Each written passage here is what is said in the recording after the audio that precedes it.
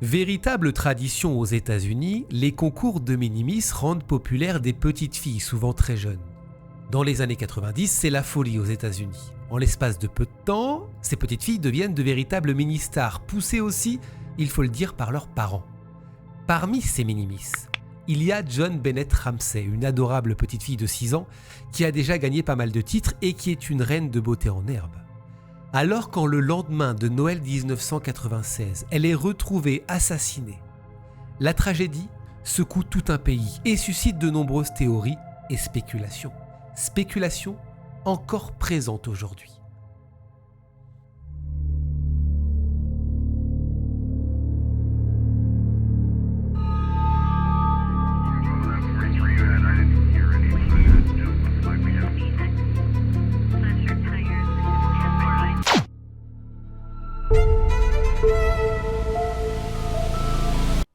Joan Bennett Patricia Ramsey, c'est une petite fille américaine née le 6 août 1990 à Atlanta, en Géorgie. Elle est la fille cadette de John Ramsey, un homme d'affaires prospère et respecté, ayant fondé une société de conseil en technologie et en gestion, et de Patsy Ramsey, une ancienne reine de beauté, devenue mère au foyer. John Ramsey, le père donc, de son côté, a eu un fils et 2 filles d'un premier mariage avec Lucinda Pash, dont Elizabeth Pash Ramsey, qui est décédée dans un accident de voiture en 1992 à l'âge de 22 ans. Vous l'imaginez, ça a été une véritable tragédie pour lui de perdre sa fille. John et Patsy, qui se sont mariés eux en 1980, ont 2 enfants, Burke, né en 1987, et notre John Bennett. La famille s'installe en 1991 à Boulder, dans le Colorado. Une magnifique maison de plus de 500 mètres carrés. La famille, vous le comprenez, est très aisée et cette ascension financière a été en fait rapide. En 1995, John Ramsey est élu entrepreneur de l'année par la Chambre de commerce de Boulder. L'année suivante, son entreprise, qui s'appelle Access Graphics, réalise un chiffre d'affaires d'1 milliard de dollars. D'ailleurs, en 1996, il touche une prime de 118 000 dollars pour ses performances. La petite Joan Bennett Ramsey, c'est déjà une vedette. Elle est principalement connue pour son implication dans le monde des concours de beauté pour enfants. Sa beauté, sa grâce et ses prestations lors de ces événements ont attiré l'attention des médias, ce qui a contribué à accroître sa notoriété. Tout le monde dans la région et même dans le pays, on va dire, connaît le visage de Joan Bennett. Dès son jeune âge, Joan Bennett a montré un intérêt pour le monde des spectacles et de la scène. Elle est décrite à l'époque comme une petite fille pleine de vie, charismatique, souriante, et sa maman, d'ailleurs, qui je vous l'ai dit est une ancienne reine de beauté, l'encourage fortement à participer à ces concours. Elle commence dès 3 ans et gagne son premier prix à l'âge de 4 ans. Et puis après, les prix s'enchaînent, jusqu'à 8 prix l'année de ses 6 ans en 1996. C'est une frénésie. C'est comme ça que la petite fille devient une mini-célébrité locale et fait parfois l'objet d'articles dans les journaux locaux et nationaux. Des médias commencent même à la surnommer Little Miss Sunshine. L'avenir pour Joan Bennett semble tout tracé. Mais le destin en a voulu autrement. Le 25 décembre 1996, la famille Ramsey passe la soirée chez des amis.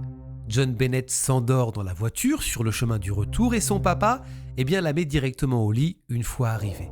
Ça tombe bien que la petite fille soit déjà dans les bras de Morphée parce que le lendemain, la famille doit partir en vacances. Le lendemain justement, la maman Patsy se réveille vers 5h30 du matin pour préparer le départ. Mais en arrivant dans l'escalier principal de la maison, elle tombe sur une lettre. Une lettre qui va la foudroyer de peur. C'est une lettre de rançon qui parle de sa fille, de Joan Bennett.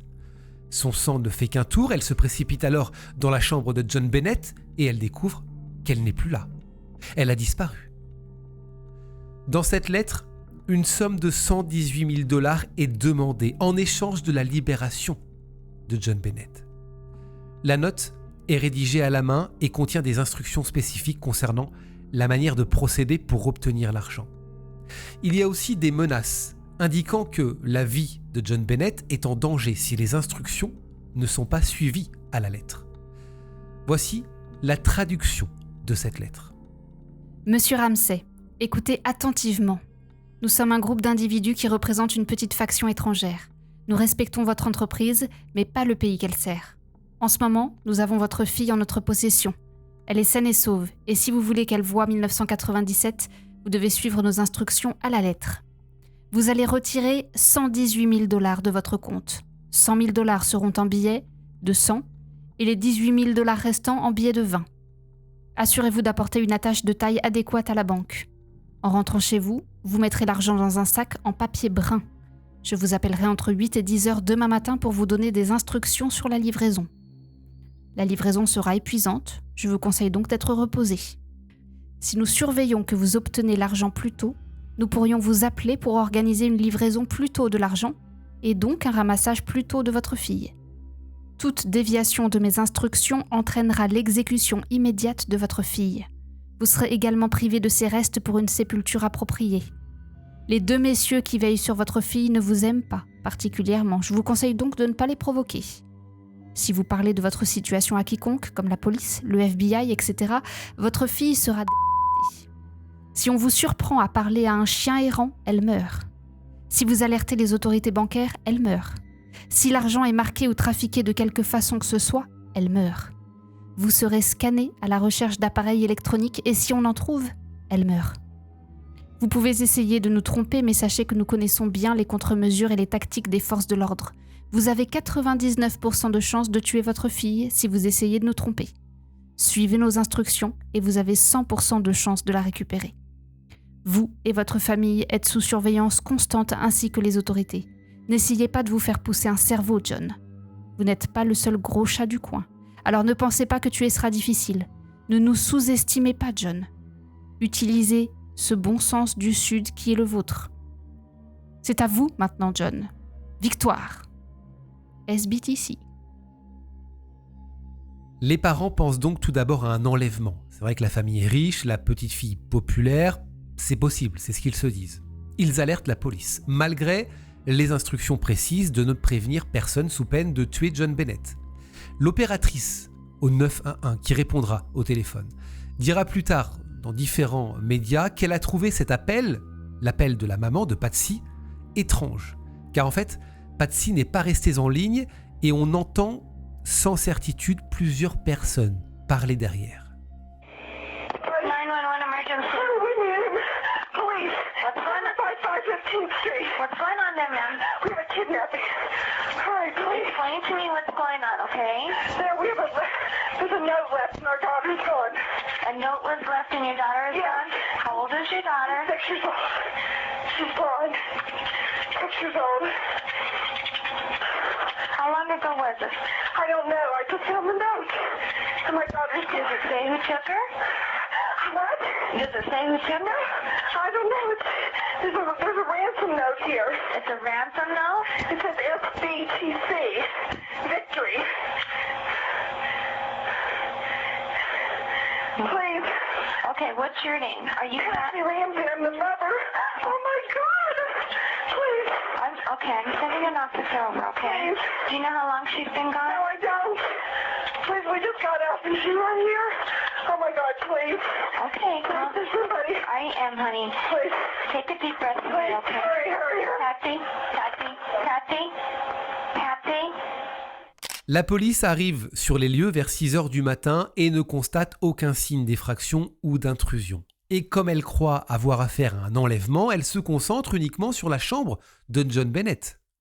La police boucle la chambre, mais pendant ce temps-là, laisse la famille et les amis, qui sont venus évidemment soutenir la famille, aller et venir dans le reste de la maison avec le risque de contaminer des preuves. L'inspectrice de la police de Boulder, Linda Arndt, arrive vers 8h du matin sur les lieux et se penche sur cette lettre de rançon. Une lettre, c'est ce qu'elle constate, inhabituellement longue. Elle fait 2 pages et demie, ça c'est bizarre pour elle.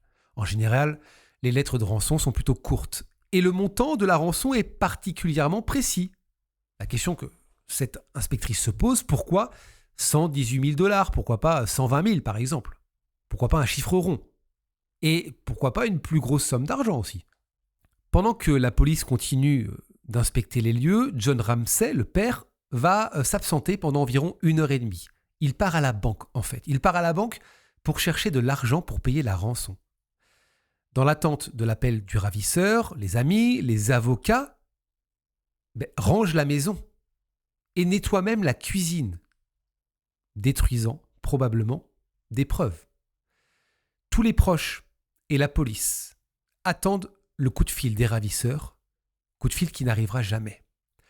À 13h, l'inspectrice Hunt demande à John Ramsey et à son ami Fleet White de fouiller la maison pour voir s'ils trouvent quelque chose d'anormal, puisque c'est vrai qu'en fait, ils se sont surtout concentrés, je vous le redis, sur la chambre de John Bennett.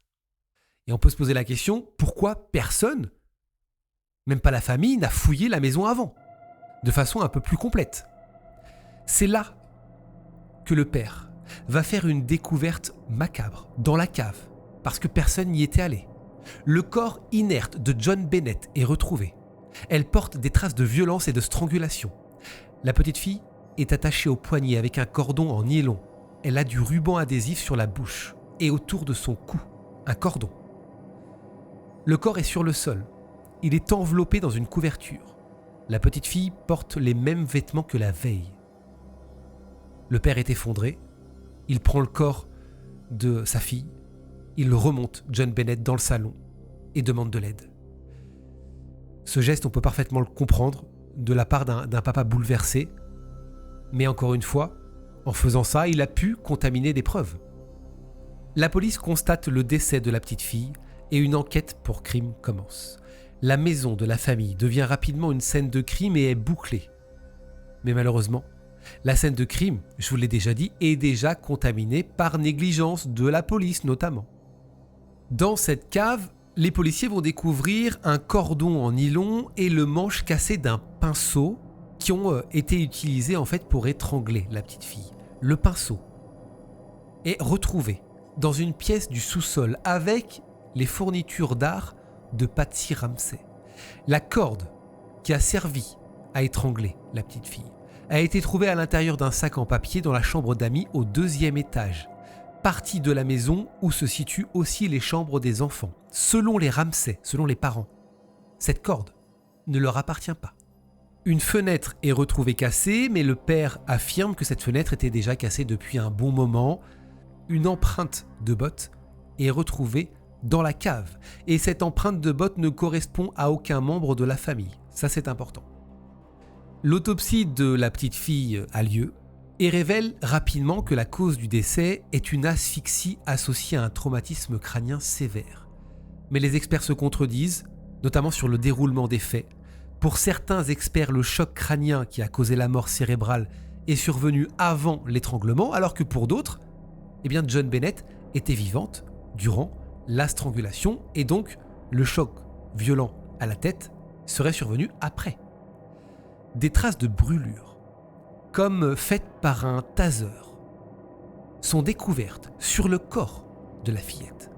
De petites quantités de sang séché, des ecchymoses et des écorchures sont retrouvées dans la région. De l'ADN est retrouvé sur la culotte de la petite fille, mais ça n'apporte aucune correspondance, ça ne matche avec rien du tout. Ce qui est important durant cette autopsie, c'est également l'heure du décès, qui est déterminée entre le 25 décembre 22h jusqu'au matin du 26 décembre 6h. Ça fait plus qu'une fourchette, on va dire un râteau, quoi. L'autopsie va également révéler, écoutez bien, que la petite fille a mangé de l'ananas avant sa mort. Les parents sont formels. Ils n'ont jamais donné d'ananas en rentrant le soir. Le problème, c'est que des photographies prises dans la maison le jour des faits montrent un bol rempli d'ananas posé sur la table du salon avec une cuillère dedans. Des analyses montreront qu'il y avait sur ce bol et sur la cuillère les empreintes de Patsy et du fils Burke, même évidemment si cela ne veut pas dire grand-chose car ils ont très bien pu utiliser le bol.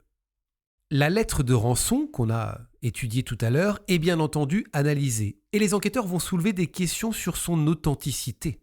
On se demande si tout ça est bien réel. La longueur, encore une fois, de cette lettre interroge toujours. Et plus surprenant encore, la police trouve que la lettre contient des phrases sortie directement de films. Elle est écrite avec un feutre et un bloc de papier appartenant au Ramsay, ça c'est étrange. Le rapport graphologique ne donne pas de résultats probants. Le FBI exclut John Ramsay comme pouvant être l'auteur de la lettre, mais n'écarte pas complètement Patsy Ramsay. De plus, le montant demandé correspond pile à la prime reçue par John, 118 000 $, je vous en ai parlé. Rapidement, la police place les parents sous surveillance et les considère comme des suspects potentiels dans cette affaire. Et c'est vrai que les parents coopèrent très peu. D'ailleurs, dès qu'ils ont su que leur fille était décédée, dès qu'ils ont découvert le drame, ils ont directement engagé des avocats. Et la police, à partir de là, va quasiment se focaliser uniquement que sur les parents, se détournant même d'autres pistes potentielles. La mère, Patsy, qui était jalouse de sa fille, une fille qui réussissait mieux les concours de beauté qu'elle, aurait très bien pu la tuer, accidentellement, et écrit cette lettre de rançon. En effet, John Bennett faisait souvent pipi au lit, et sa mère rentrait à chaque fois dans une rage folle. C'est ce qui est ressorti de l'enquête. Cette nuit-là, la question se pose, Patsy aurait-elle commis l'irréparable ? Pour les amis de la famille, ça semble impossible. Mais pour la police, c'est louche. C'est louche qu'elle prévienne directement la police alors qu'il est clairement noté, dans cette lettre, que sa fille serait exécutée en cas d'appel à la police. Le comportement du père est lui aussi analysé. Un père qui n'a pas fouillé la maison, mais dès que la police lui a demandé de le faire, il est allé directement à la cave et il a ensuite transporté le corps de sa fille. C'est lui qui a retiré le morceau d'adhésif sur sa bouche. En plus de ça, je le répète, il est parti pendant 1h30, soi-disant, pour retirer la somme d'argent. Mais 1h30, c'est ce que se dit la police, c'est assez long. À partir de là, les parents Bennett vont commencer à accorder plusieurs entretiens télévisés. Les parents, eux, parlent d'un tueur en série. Un tueur en série qui s'en prendrait aux enfants. L'affaire est très médiatisée. L'attitude de la famille envers les médias suscite des suspicions. La mère, Patsy, est sous médicaments et le père est très distant de plus en plus. Et les critiques sur les minimis et l'exposition médiatique de jeunes enfants font débat à partir de là. La presse à scandale se déchaîne et accuse Patsy d'avoir exploité sa fille. Des rumeurs parlent d'abus de la part du père. Des accusations infondées. L'enquête piétine et la police n'a aucune piste concrète. Le procureur, qui doute de la culpabilité des parents, engage un nouveau détective. Nous sommes 4 mois après la découverte tragique du corps de la petite fille. Les parents acceptent enfin les interrogatoires, chose qu'ils refusaient avant. Même le grand frère est interrogé, Burke. À partir de là, plusieurs autres théories vont commencer à être avancées. Certaines de ces théories sont soutenues par des enquêteurs, par des experts et aussi par une partie du public. Tandis que d'autres sont plus le fruit de spéculations et de théories du complot. Les deux pistes les plus plausibles et qui divisent la police et l'opinion sont les suivantes. La première, c'est la théorie de l'intrus. C'est simple, pour le bureau du procureur et le nouveau détective qui donc est chargé d'enquêter sur le meurtre de la petite John Bennett est le fait d'un intrus ou d'un cambrioleur. Selon cette théorie qui est avancée, un individu inconnu serait entré dans la maison des Ramsay et aurait kidnappé puis tué la jeune fille. La découverte de l'ADN rend cette théorie plausible. La fenêtre cassée et l'empreinte de bottes aussi.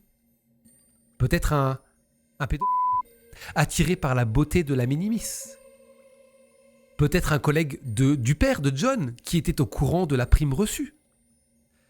Mais aucune certitude, cela pourrait être un enlèvement qui a mal tourné. La petite s'étant débattue, le kidnappeur l'aurait tuée. La femme de ménage des Ramsay est également suspectée, notamment par les parents, car selon eux, elle avait besoin d'argent, ils le savent. Il y a le Père Noël aussi, le Père Noël officiel de la ville, celui qui se cache sous la barbe là. Lui aussi, il est suspecté. Il est suspecté car cet homme, selon les parents, était très proche de John Bennett. Il semblait intéressé par la petite fille. À chaque fois qu'elle le croisait, lui, il était avenant avec elle. Mais ces pistes ne donnent rien. La deuxième théorie qui est soutenue est la théorie du drame familial.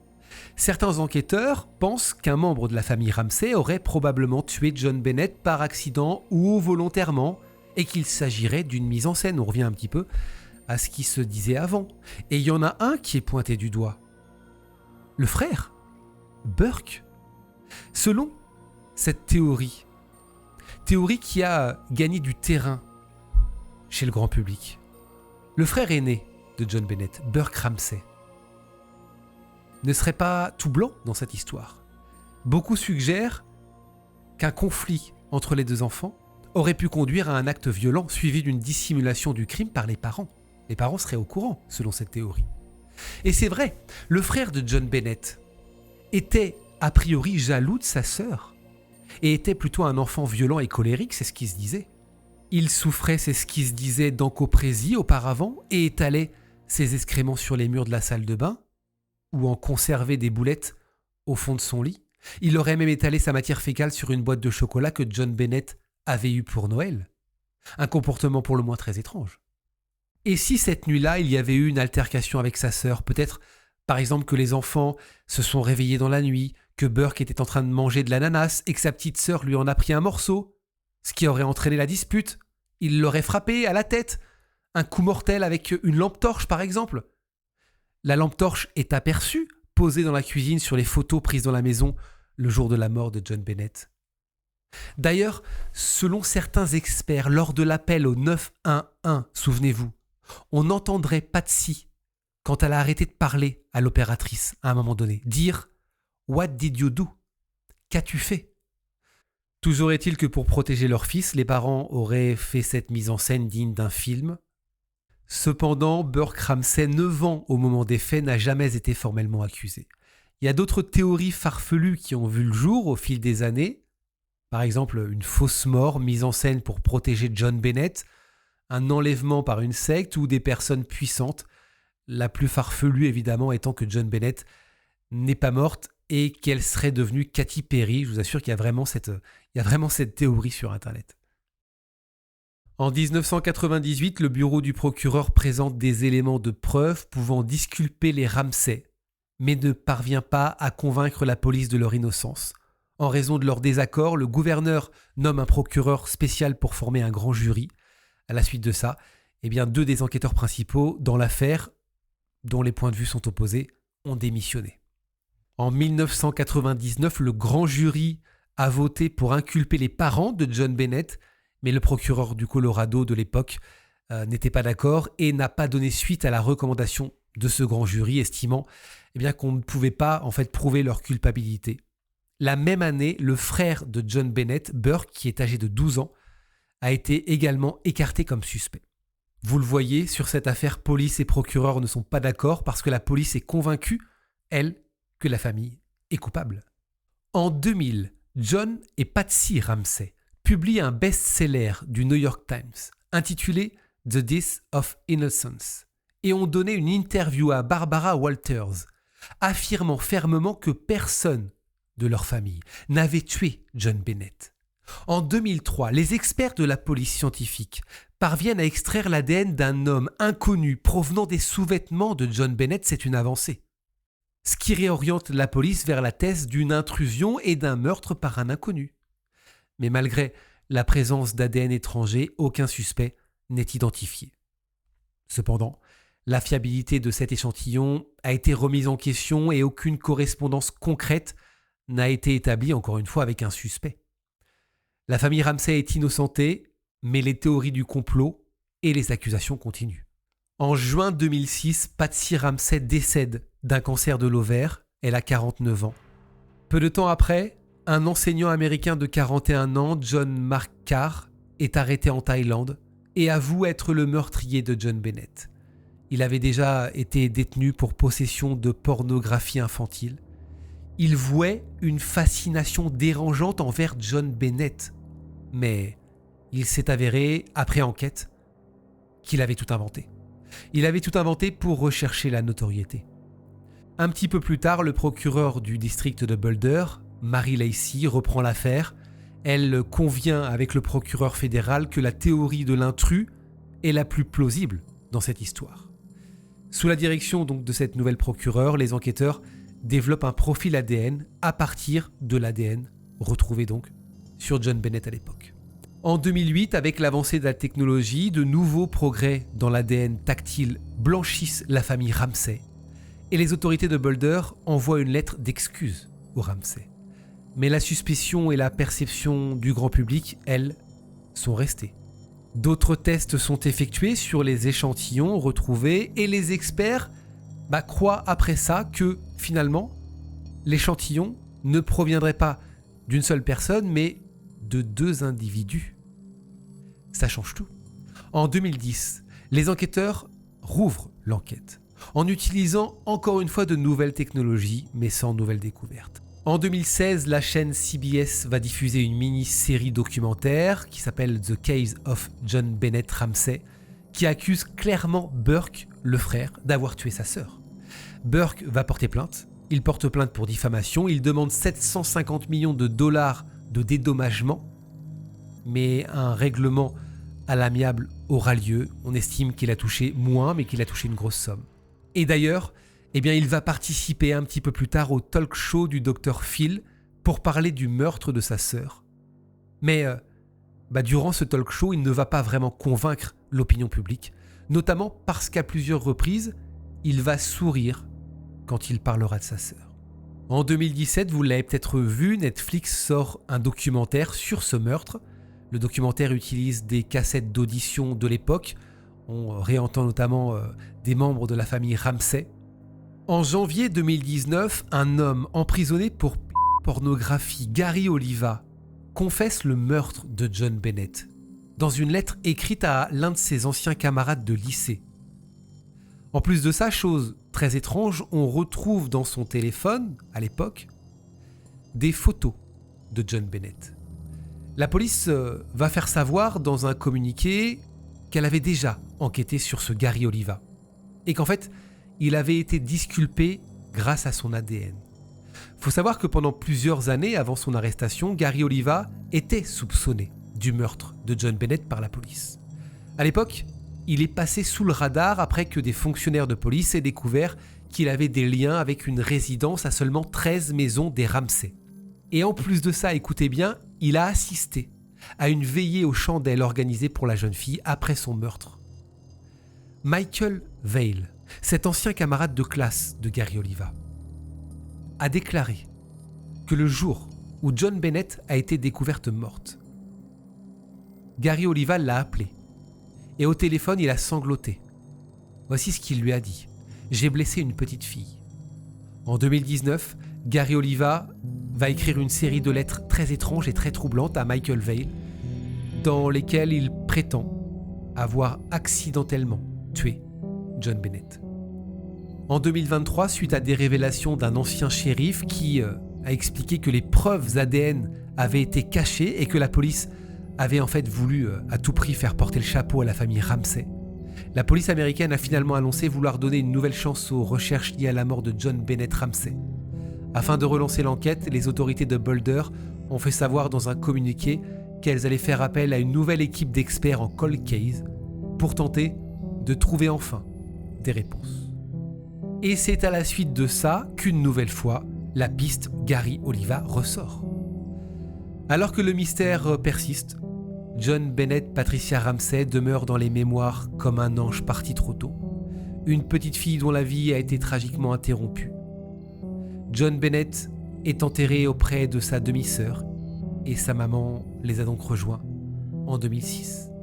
Vous le voyez, encore aujourd'hui, on ne sait toujours pas qui a tué Little Miss Sunshine.